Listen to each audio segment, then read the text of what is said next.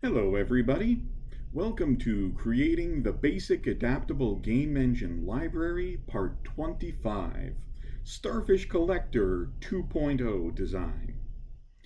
We recently just created the first iteration of a game using the Basic Adaptable Game Engine Library classes. It was called Starfish Collector, and it's a very simple collector type game. So let's start off by taking a look at how it looks. So here's the code for the game. We have a large number of classes. Let's go ahead and run that game. And we have accomplished a lot. We have a window here. We have an input class where we can move sprites around a screen. When one sprite overlaps other sprites, that's detected as a collision. And the collected sprites disappear until we've collected every one, and then we win the game. Right? So kind of like the hello world of video game development. But still, we can do better. So in the next series of videos, we're going to add additional features to this game. And that set of features, we'll call this Starfish Collector 2.0, the slightly better Starfish Collector game. But here's what we'd like to add. First, some kinds of collisions. Right now, the turtle could theoretically swim off the screen and we could completely lose track of it. So we'd like to stop the turtle from moving across the edges of the screen, so we'll set up some screen boundaries. And also, we'd like to add our first real obstacle in this game. We'd like to add some solid objects that the turtle has to swim around. Maybe we'll think of these like rocks. In addition, it would be nice to improve the graphics. You might have noticed in the first version, the turtle is always facing to the right. It would be great if the turtle looked in the direction it was swimming, so we'd also like to add some rotation. And while we're talking about rotation, we'll also talk about how you can mirror or flip an image. Right? The same bit of code will be used for both of these features. Mirroring and flipping refers to reflecting across the x-axis or the y-axis. So we'll learn about that. We'll also learn about opacity. Right? This will allow us to create translucent sprites, sprites that are partially see-through. So in that case, for example, we could put a light blue ocean on top of everything to slightly tint the game. Make it look like it's really underwater.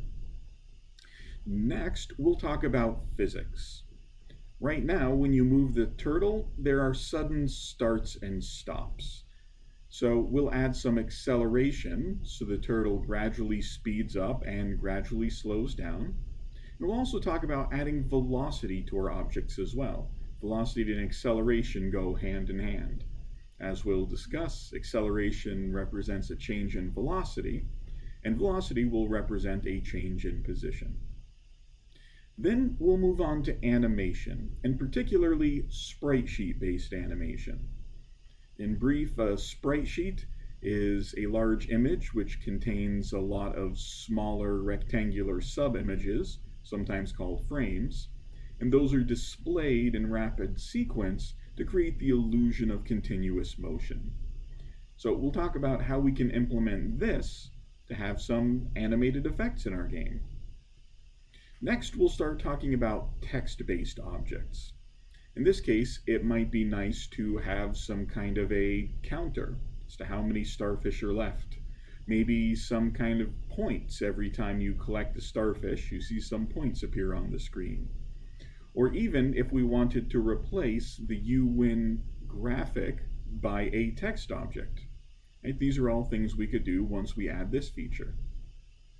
And finally, we'll add an automated action system.